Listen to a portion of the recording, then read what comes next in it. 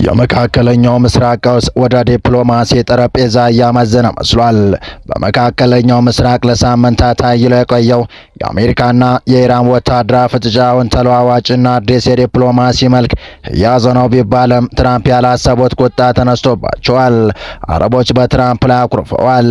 የአረባውያኑ ኩርፊያ መነሻ የአሜሪካና ኢራን የሰላም ስምምነት ወደ መጨረሻው ምዕራፍ ደርሷል የሚለው ዜና መሆኑ አነጋጋሪ ሆኗል። የብዙዎችን ልብ በተስፋ የሞላው የሰላም ሂደት ለምን በጦርነት ውስጥ ዱላ ሲያቀብሉ ለነበሩ የአረብ ሀገራት በንዴት የሚያጦፍና በፕሬዝዳንት ትራምፕ ላይም ያልታሰበ ቁጣቸው እንዲያሰሙ የሚያደርግ ሆነ የሚለው በጥንቅራችን በዝርዝር ትሰሙታላችሁ። በሌላ በኩል ደግሞ ትራምፕ በወሳኙ ሰዓት የአረብ ወዳጆቻቸውን ድጋፍና እልልታ ቢፈልጉም ካልታሰበ አቅጣጫ ያልጠበቁት የምስራች ደርሷቸዋል። ሰላም ጤና ይስጥልን ውድ ፋስት ዴይሊ ተከታታዮች፣ የዚህ ቻናል ቤተሰብ ካልሆናችሁ ቻናሉን ሰብስክራይብ እያደረጋችሁ ቤተሰብ ሁኑ እያለን የቻናሉ ቤተሰብ ከሆናችሁ ደግሞ ተደራሽነታችንን ታሰፉ ዘንድ ፕሮግራሙን ላይክና ሼር እንድታደርጉ እየጋበዝን ወደ ዝርዝር መረጃዎቹ ተሻገርን። እስከ ፍጻሜው አብራችሁን ቆዩ። የመካከለኛው ምስራቅ ቀውስ ወደ ዲፕሎማሲ ጠረጴዛ እያመዘነ መስሏል። በመካከለኛው ምስራቅ ለሳምንታት አይሎ የቆየው የአሜሪካና የኢራን ወታደራዊ ፍጥጫ አሁን ተለዋዋጭና አዲስ የዲፕሎማሲ መልክ እየያዘ ነው። ፕሬዝዳንት ዶናልድ ትራምፕ ቀደም ሲል ይዘውት ከነበረው ጠንካራ ወታደራዊ ዛቻ ወጣ ባለመልኩ ጦርነቱን ሊያቆም ይችላል የተባለ ባለ 14 ነጥብ የመግባቢያ ስምምነት ለቴህራን ልከዋል።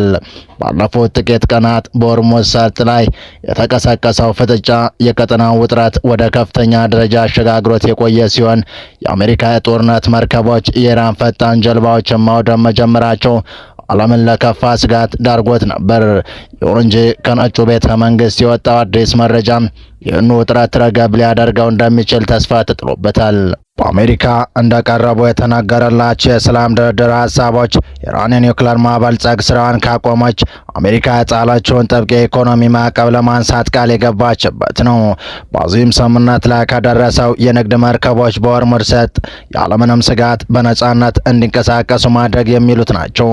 የአሜሪካ የጦር አውሮፕላኖች ከግዛቷ ተነስተው ጥቃት እንዳይፈጽሙም ሳውዲ አረቢያ መከልከሏ ዋሽንግተን የኃይል አማራጭን ትታ ወደ ዲፕሎማሲው መስመር እንድትገባ ካስገደዷት ዋና ዋና ምክንያቶች አንዱ እንደሆነ ተንታኞች ይገልጻሉ። የኢራን የውጭ ጉዳይ ሚኒስትር ቃል አቀባይ እስማኤል ባጋኢ እንደተናገሩት ቴህራን የቀረበላትን ነጥብ በጥንቃቄ እየመረመረች ሲሆን ምላሿንም በፓኪስታን በኩል የምታሳውቅ እንደሆነ ተጠቁመዋል።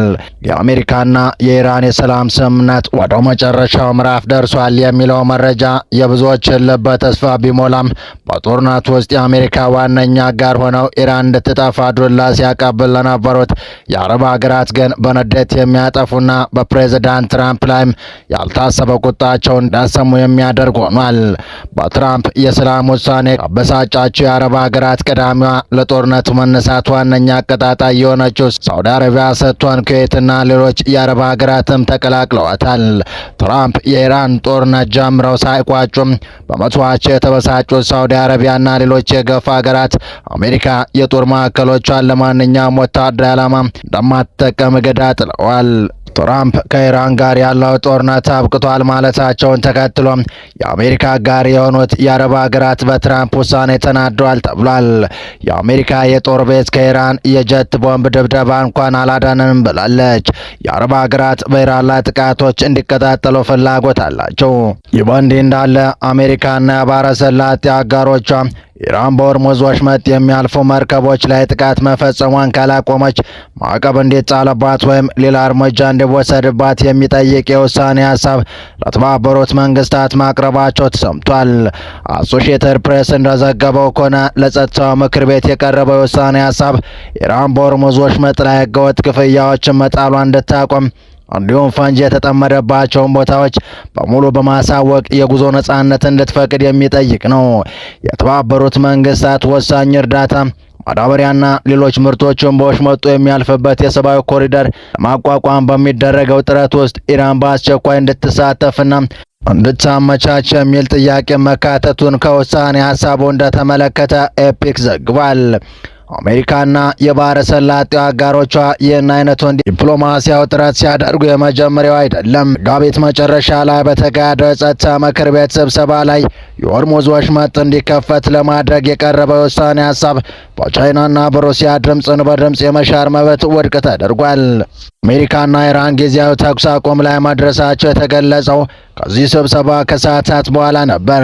የአሜሪካ የውጭ ጉዳይ ሚኒስትር ማርኮ ሩቢዮ ማክሰኞ ዕለት ባወጡት መግለጫ ኢራን ወሽመጡን ለመዝጋት በመሞከር መርከቦችን እንደምታጠቃ በመዛት የባህር ፈንጂዎችን በማጥመድና ክፍያ ለመሰብሰብ በመሞከር የዓለምን ኢኮኖሚ አግታ መያዝ ቀጥላለች የሚል ክስ አቅርበዋል። በጸጥታው ምክር ቤት የቀረበው ውሳኔ ሀሳብ በመጪዎቹ ቀናት ድምፅ ይሰጥበታል ብለው እንደሚጠብቁ ሩቢዮ ለጋዜጠኞች ተናግረዋል። አሜሪካ በሰነዱ ላይ ያደረገችው አነስተኛ ማስተካከያ በምክር ቤቱ የሚገኙ የቴህራን አጋሮች ውድቅ እንዳያደርጉት የታለመ እንደሆነ ግን እርግጠኛ አለመሆናቸውን ገልጸዋል። እንደ ኤፒክ ዘገባ በውሳኔ ሀሳቡ ላይ ኃይል መጠቀምን የሚፈቅድ አገላለጽን በማስወጣት ማስተካከያ የተደረገ ሲሆን ይህም በማዕቀብ እንዲተካ ተደርጓል። በቀጣይ መረጃ አሜሪካና ኢራን የጣሏቸው እገዳዎች በዓለም ኢኮኖሚ ላይ ባወጡት ጫና ምክንያት የቀረበውን የሰላም እቅድ እንዲስማሙበት እየጠየቀች ያለችው ፈረንሳይ የሆርሙዝ ወሽመጥን ደህንነት ለማስጠበቅ ሊካሄድ ለሚችል ተልዕኮ አውሮፕላን ተሸካሚ መርከቦቿን በቀይ ባህር ማንቀሳቀሷ ተዘገበም። ፈረንሳይና ዩናይትድ ኪንግደም በኢራን ጦርነት የተፈጠረው ሁኔታ በሚረጋጋበት ወቅት ወይም ጦርነቱ ሲቋጭ በወሽመጡ የሚደረግ ጉዞ ደህንነቱ የተጠበቀ እንዲሆን የሚያደርግ እቅድ ላይ ለበርካታ ሳምንታት ሲሰሩ መቆየታቸውን የሮይተርስ ዘገባ ያመለክታል። ይህንን እቅድ ለመተግበር ከኢራን ጋር መቀናጀት ይጠይቃል። ሁለቱ ሀገራት ባዘጋጇቸው ስብሰባዎች ላይ የተገኙ በርካታ ሀገራት በተልዕኮ ለመሳተፍ ፈቃደኛ መሆናቸውን ጠቁመዋል። የፈረንሳይ ጦር ባወጣው መግለጫ ቻርለስ ደጎል የተሰኘውና በጣሊያንና በጀርመን ጦር መርከቦች የሚታጀበው አውሮፕላን ተሸካሚ መርከብ በደቡባዊ ቀይ ባህር በኩል ጉዞ እንደጀመረ ማስታወቁን ሮይተርስ ዘግቧል። የጦር መርከቡ ስምሪት ቀጠናዊ ኦፕሬሽን ሁኔታውን የመገምገምና ደህንነትን ለማጠናከር የሚረዱ የቀውስ አስተዳደር አማራጮችን የማስፋት ዓላማ እንዳለው ጦሩ አስታውቋል። ጋር ሀገራት ኃይሎች ከዓለም አቀፍ ሕግ ጋር በሚጣጣም የመከላከያ ማዕቀፍ ስር እንዲቀናጁ የማስቻል ዓላማ እንዳለውም ተገልጿል። ለጋዜጠኞች ማብራሪያ የሰጡ አንድ የፈረንሳይ ፕሬዝዳንት ጽህፈት ቤት ባለስልጣን ያቀረብን ያለነው እቅድ ኢራን መርከቦቿን በወሽመጡ ማሳለፍ እንድትችል በምላሹም የኒውክሌር ቁሶችን፣ ሚሳይሎችና ቀጠናውን በተመለከተ ከአሜሪካውያን ጋር እንድትደራደር ነው ብለዋል።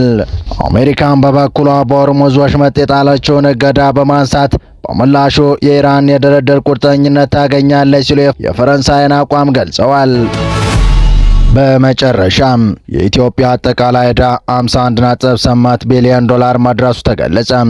የኢትዮጵያ አጠቃላይ የውጭና የሀገር ውስጥ ዕዳ 51.8 ቢሊዮን ዶላር መድረሱን የገንዘብ ሚኒስትር አቶ አህመድ ሺዴ ለፓርላማ አስታወቁ።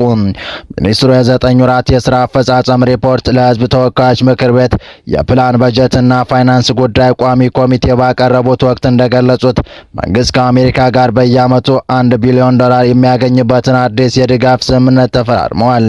አጠቃላይ ዕዳው ውስጥ 33.5 ቢሊዮን ዶላር የውጭ ዕዳ ሲሆን ቀሪው 18.3 ቢሊዮን ዶላር ደግሞ የሀገር ውስጥ ዕዳ መሆኑ ተጠቁሟል።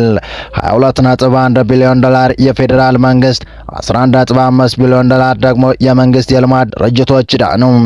17.5 ቢሊዮን ዶላር የፌዴራል መንግስት ሲሆን የመንግስት የልማት ድርጅቶች ድርሻ ደግሞ 0.8 ቢሊዮን ዶላር ብቻ ነው።